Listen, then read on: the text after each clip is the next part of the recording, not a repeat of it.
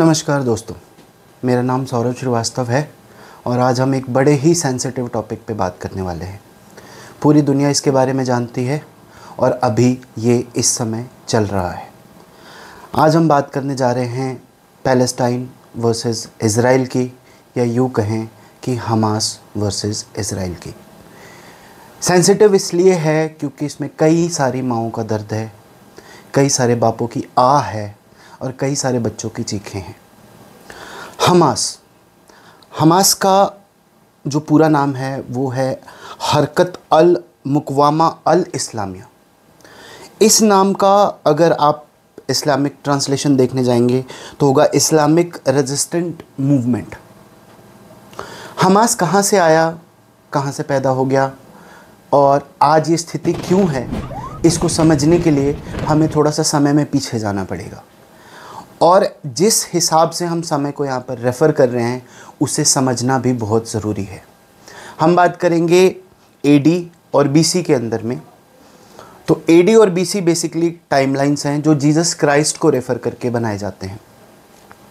BC का मतलब है बिफोर क्राइस्ट, यानी कि क्राइस्ट के जन्म से पहले का समय। जैसे अगर मैं 100 बीसी कहता हूँ तो इसका मतलब है जीसस क्राइस्ट के जन्म से 100 साल पहले। और एडी का मतलब है एनो डोमिनी, जिसका ट्रांसलेशन आता है जीसस क्राइस्ट के जन्म के बाद। इन्हीं दो समय रेखाओं को आज की डेट में सीई और बीसीई भी कहा जाता है। पहले बीसीई समझ लेते हैं। सीई का फुल फॉर्म है कॉमन एरा। कॉमन एरा का मतलब है जब आप जीसस क्राइस्ट को रेफ़र करना शुरू करते हैं, यानी कि उनके जन्म के बाद। और बीसी बिफोर कॉमन एरा, यानी कि जीसस क्राइस्ट के जन्म से पहले। यानी कि बीसी और बीसीई दोनों सेम हैं और एडी और सीई दोनों सेम हैं। तो बात करते हैं सबसे पहले इज़राइल की, या किंगडम ऑफ इज़राइल की। समय है 1047 बीसी, यानी जीसस क्राइस्ट के जन्म से 1047 साल पहले।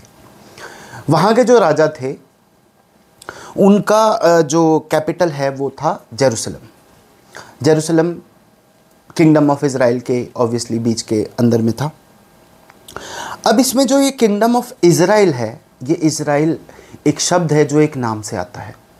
इस नाम की भी अपनी कहानी है। उसको समझने के लिए हमें कई सौ साल और पीछे जाना पड़ेगा। तो एक राजा होते थे, उनका नाम था जैकब, और वो खुदा के या भगवान के या जो भी आप नाम पुकारना चाहें ऑलमाइटी के बहुत बड़े भक्त माने जाते थे। अंधविश्वास या जिस तरह का एक स्ट्रॉन्ग विश्वास उन्होंने भगवान के ऊपर दिखाया, तो भगवान ने उनका टेस्ट लेने के लिए एक बार उनसे खुद के ही बेटे की कुर्बानी मांगी। और वो इतने बड़े भक्त थे कि वो अपने ही बेटे की जान लेने चले गए।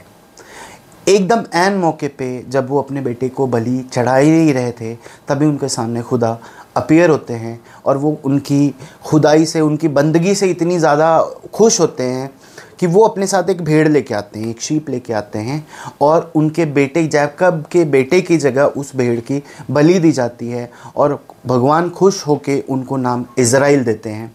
इज़राइल का मतलब होता है खुदा के साथ स्ट्रगल करने वाला या खुदा के साथ खड़े रहने वाला। तो यहाँ से इस इज़राइल वर्ड का जन्म होता है। तो 1047 बीसी के अंदर में किंगडम ऑफ इज़राइल में जो है एक टेंपल बनाया गया वहाँ पर, और उसको फर्स्ट टेंपल का नाम दिया गया। जब फर्स्ट टेंपल बना उसके बाद बेबीलोन एक क्रूर प्रजाति के आक्रामक योद्धा थे, वो किंगडम ऑफ इज़राइल पे हमला करते हैं। और वो समय होता है 586 बीसी, यानी कि जीसस क्राइस्ट के जन्म के 586 साल पहले। और वो जो फर्स्ट टेंपल होता है वो बेबीलोन समाज के लड़ाकू जो होते हैं वहाँ उसको डिस्ट्रॉय कर देते हैं कम्प्लीटली। वहाँ की औरतों की इज्जत लूटते हैं, बच्चों को भी नहीं छोड़ते, बच्चों को भी मारते हैं। फिर पर्शियंस आते हैं और पर्शियंस को जो वो टेंपल होता है उसमें आस्था होती है, तो पर्शियंस वापस से उस टेंपल को बनाते हैं। तो अब उसी टेंपल का नाम, उसी टेंपल को सेकंड टेंपल कहा जाने लगा। फिर वापस से उसी जगह पे रोमन हमला करते हैं जो सेकंड टेंपल को ध्वस्त करते हैं और उसमें से सिर्फ एक दीवार बचती है। उसके बाद जीसस क्राइस्ट का जन्म होता है और जीसस क्राइस्ट जो हैं वो जूस समुदाय के अंदर में पैदा होते हैं। अब जूस कौन है? जूस एक प्रजाति है, एक इंसानों की प्रजाति रही है, एक धर्म है, एक संप्रदाय है जो हिब्रू सभ्यता को फॉलो करते हैं और इनका जिक्र आप हिब्रू के बाइबल के 5 वर्जन्स में भी देख। तो जूस कम्युनिटी के अंदर में जीसस क्राइस्ट पैदा होते हैं और एक अपनी ही अवधारणा बनाते हैं जीसस क्राइस्ट, और एक धर्म का एक अलग माध्यम सिखाने की कोशिश करते हैं दुनिया को, जिसमें कुछ बातें जो जूस कम्युनिटी से हैं वो बिलोंग करती हैं और कुछ बातें जो उनको भगवान ने, ऐसा कहा जाता है कि जो कुछ भी उनको सिखाया वो आगे उसको फैलाने की कोशिश करते हैं। ये बात जूस को रास नहीं आती है और एक समय ऐसा आता है जब जीसस क्राइस्ट को सूली पे लटका दिया जाता है। इस बात से जीसस क्राइस्ट की कम्युनिटी के लोग काफ़ी दुखी होते हैं, ये बहुत ऑब्वियस बात है। बहुत ही नृशंस हत्या कर दी जाती है उस समय उनकी, और वो वापस भी आते हैं और इसीलिए हम उनको भगवान की तरह रेफ़र करते हैं। बट उसके कुछ समय, एक टाइमलाइन के बाद में एक बहुत बड़े राजा आते हैं जिनका नाम होता है कॉन्स्टेंटाइन। तो कॉन्स्टेंटाइन आए और कॉन्स्टेंटाइन क्रिश्चियनिटी से काफ़ी ज़्यादा प्रभावित थे, तो उन्होंने क्रिश्चियनिटी को फैलाया भी, और उन्होंने जेरूसलम के अंदर में एक चर्च बनाया जो कि 2 किलोमीटर दूर था फर्स्ट टेम्पल से, या सेकंड टेम्पल आप कह लें, और उस चर्च का नाम था चर्च ऑफ होली सेपलर।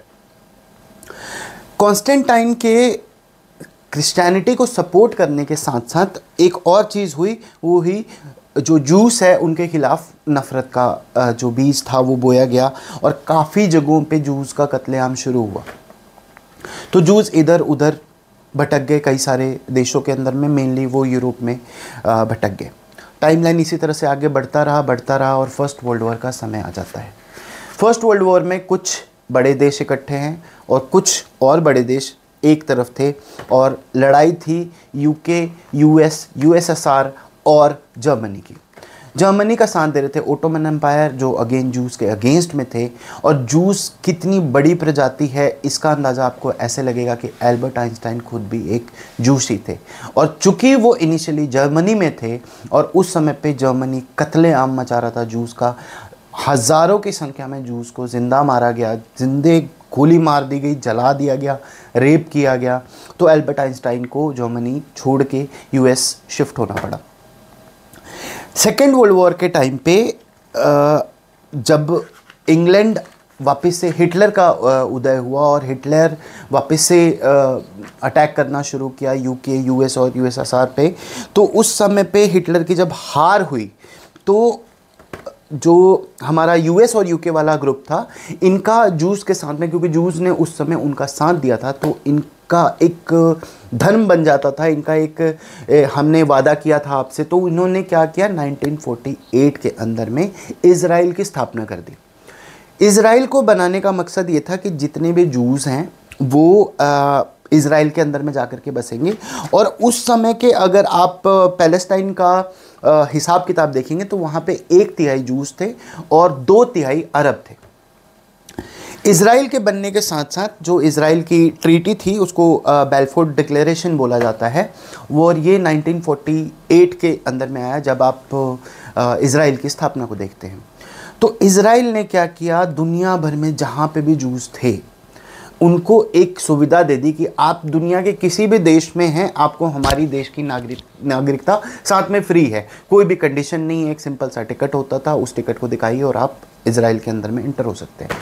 तो इज़राइल जो बन गया वो एक जूस के रहने की जगह बन गई, और पैलेस्टाइन जो था वो मोस्टली अरब के कब्जे में था। पैलेस्टाइन को आगे लेकर के आने के लिए, या पैलेस्टाइन का विलय ना हो जाए किसी चीज़ में, या पैलेस्टाइन से अरब्स चले ना जाएं, सो एक पैलेस्टाइन लिबरेशन ऑर्गेनाइजेशन बनाएगी जिसको हम पीएलओ के नाम से जानते हैं। पीएलओ की जो महत्वता है वो इस बात से आप जान सकते हैं कि यासिर अराफात जैसे बंदे इसके लीडर थे, इसके ऑर्गेनाइजेशन के लीडर थे, और 1964 में जो पीएलओ के हेड बनाए गए थे यासिर अराफात। तो यासिर अराफात ने इज़राइल के ऊपर बहुत सारे अटैक्स किए, जो उनका मिलिट्री था उसके ऊपर स्टार्टिंग में काफ़ी सारे अटैक्स उन्होंने परफॉर्म करे।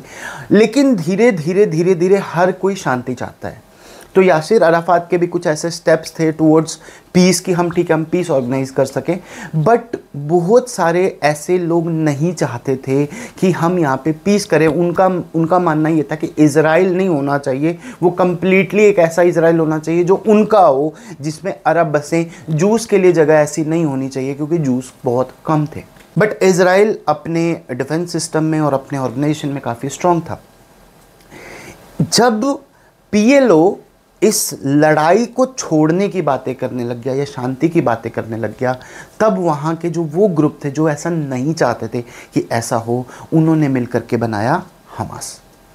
हमास का मैंने पहले भी आपको नाम बता दिया था, हरकत अल मुकवामा अल इस्लामिया, ये उनका ग्रुप का नाम है। हमास को बहुत सारे देशों ने एक टेररिस्ट ऑर्गेनाइजेशन की तरह ही पॉइंट कर रखा है, उसको एक टेररिस्ट ऑर्गेनाइजेशन ही काउंट किया जाता है, और इंडिया भी हमास को सपोर्ट नहीं करता। 1993 के अंदर में यासिर अराफात ने इज़राइल के साथ मिलकर के एक शांति समझौता किया, जिसके हिसाब से इज़राइल और पैलेस्टीन अलग अलग हिसाब से रहेंगे, अलग अलग तरीके से जिएंगे, कोई किसी के साथ इन्वेजन नहीं करेगा। बट ऐसा अनफॉर्चुनेटली हुआ नहीं। तो सवाल ये है कि अगर हमास एक छोटे से लोगों का ग्रुप था, तो वो आज इतना बड़ा ऑर्गेनाइजेशन कैसे हो गया है कि वो इज़राइल पे सीधा ही रॉकेट्स दाग रहा है। सबसे पहले उसने 1000 रॉकेट्स दागे थे अभी थोड़े दिन पहले ही इज़राइल के ऊपर। और इज़राइल एक ऐसी कंट्री है जिनका डिफेंस सिस्टम पूरी दुनिया में माना हुआ है, तो वो उनका जो एयर डिफेंस है वो रॉकेट्स को पहले ही डिस्ट्रॉय कर देते हैं। काफ़ी सारा डिस्ट्रॉय कर सकते हैं, बट हर रॉकेट आप ट्रैक नहीं कर सकते, ट्रेस नहीं कर सकते, तो एक भारी नुकसान होता है। तो बात यह है कि हमास को सपोर्ट करता कौन है और क्यों करता है, अगर ये एक टेररिस्ट ऑर्गेनाइजेशन है दुनिया के काफ़ी सारे कंट्रीज़ के हिसाब से। तो टेररिस्ट ऑर्गेनाइजेशन इसे गिनता कौन है? टेररिस्ट ऑर्गेनाइजेशन इसे यूएन गिनता है, इसे भारत गिनता है, और भारत के आसपास के क्षेत्र वाले लोग गिनते हैं, या यूके और यूएस के प्रभाव में जो कंट्रीज़ रहती हैं या फ्रांस के प्रभाव में जो कंट्रीज़ रहती हैं वो इसे एक टेररिस्ट ऑर्गेनाइजेशन काउंट करती हैं। लेकिन जो अरबिक कंट्रीज़ हैं वो हमास को टेररिस्ट ऑर्गेनाइजेशन नहीं मानते, ये उनको एक आर्मी मानते हैं, ये उनको अपना एलाबाई मानते हैं। और यही कारण है कि कतर, ईरान और सीरिया इस तरह की कंट्रीज़ हमास को काफ़ी सारा सपोर्ट करती हैं। अगर हम कुछ रिपोर्ट्स की माने तो कतर ने 2021 के अंदर में $360 मिलियन हमास को दिए थे। इन पैसों का क्या किया हमास ने, इन पैसों से उसने क्या खरीदा क्या नहीं खरीदा, इसका कोई रिकॉर्ड ऑब्वियसली नहीं है। अगर आप ईरान की बात करते हैं तो ईरान हमास को $100 मिलियन हर साल देता है। $100 मिलियन एक बहुत ही बड़ा अमाउंट है, और इसके साथ में ईरान उसे हथियार भी देता है। तो इज़राइल के साथ कौन खड़ा है? इज़राइल के साथ कौन खड़ा हो सकता है? इज़राइल के साथ वो खड़ा होगा जिसने इज़राइल को बनाया। इज़राइल को किसने बनाया? इज़राइल को बनाया यूनाइटेड नेशंस ने। यूनाइटेड नेशंस के अंदर कौन कौन से आते हैं देश? यूनाइटेड नेशंस के अंदर आपको यूके दिख जाएगा, यूएस दिख जाएगा, यूएसएसआर दिख जाएंगे। और किसी भी तरह का जजमेंट होता है तो यूनाइटेड नेशंस के अंदर में वोटिंग होती है, और उस वोटिंग के हिसाब से ये डिसाइड किया जाता है कि कोई डिसीजन लिया जाए या ना लिया जाए।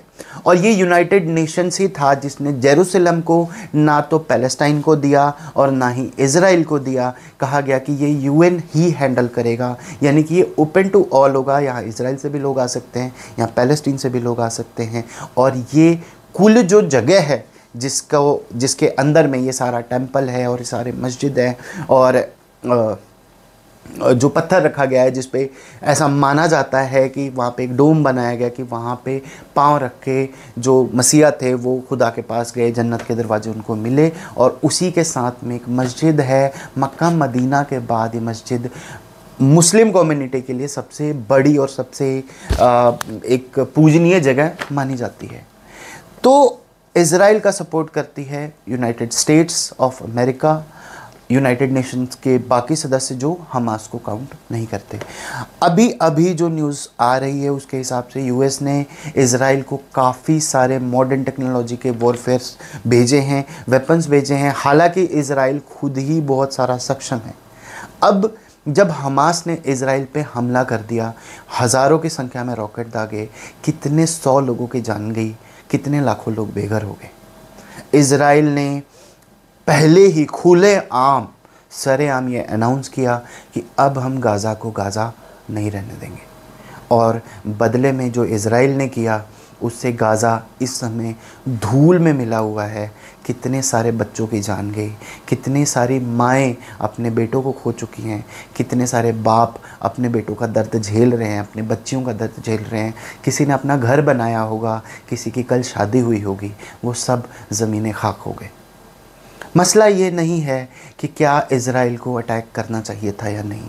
अपनी मातृभूमि की रक्षा करना ये सबका पहला फ़र्ज़ है। और ऐसा भी नहीं है कि इज़राइल ने पहले हमास की तरफ या पैलेस्टाइन की तरफ इस तरह का कोई भी वॉरफेयर नहीं छेड़ा है, या इस तरह की कोई भी घटना नहीं की है, या पैलेस्टाइन पहले ऐसा नहीं कर चुका है। अगर आपको ना पता हो तो आप मोसाद के बारे में पढ़िए, मोसाद के बारे में जानिए, मोसाद के बारे में देखिए। और मोसाद इज़राइल की खुफिया एजेंसी है, जैसे पाकिस्तान के लिए ISI और इंडिया के लिए रॉ है। इंडिया का इस पे टेक क्या है? इंडिया का टेक ये है कि इंडिया इस समय इज़राइल के साथ है। इज़राइल के साथ होने में उसका फ़ायदा ये है क्योंकि इज़राइल टेक्निकली काफ़ी स्ट्रॉन्ग है। इंडिया और इज़राइल के आपस के रिश्ते भी अच्छे हैं, हमारे बीच में सामान का आदान प्रदान भी होता है, पॉलिटिकल वार्ता भी होती है। हालांकि नरेंद्र मोदी पैलेस्टाइन भी जा कर के आ चुके हैं, बट इस समय के जो हालात हैं वो पैलेस्टाइन के लिए अच्छे नहीं हैं। US दुनिया की सबसे बड़ी आर्मी है, और अगर वो इज़राइल को सपोर्ट कर रही है तो एक बहुत बड़े वॉर की गुंजाइश नहीं बचती है। गाज़ा पट्टी और वेस्टर्न बैंक दोनों ही इस समय ख़तरे में हैं। हम प्रेयर कर सकते हैं वहाँ के लोगों के लिए। आपको ये भी बता दें कि हमास के सपोर्ट में पैलेस्टाइन के सारे लोग नहीं हैं। 2021 के अंदर एक पोल कराया गया था जिससे बिल्कुल ही शॉकिंग रिज़ल्ट आया। सिर्फ 30% लोग ये मानते हैं कि हमास कंट्रोल कर सकता है पैलेस्टाइन को, और पैलेस्टाइन को एक अच्छे फ्यूचर की तरफ धकेल सकता है। सवाल ये है कि क्या लड़ाई ही हर चीज़ का सॉल्यूशन है? सवाल ये है कि क्या हमास को ऐसा करना चाहिए था? क्या इस बात का कोई शांति से समझौता नहीं निकल सकता था, या शांति वार्ता से इसका कोई उपाय नहीं निकल सकता था? सवाल ये भी है कि क्या इज़राइल ने जो पहले हमले किए वो जायज़ थे? और सवाल ये भी है कि अब जो हो रहा है क्या वो सही है या गलत? Thank you.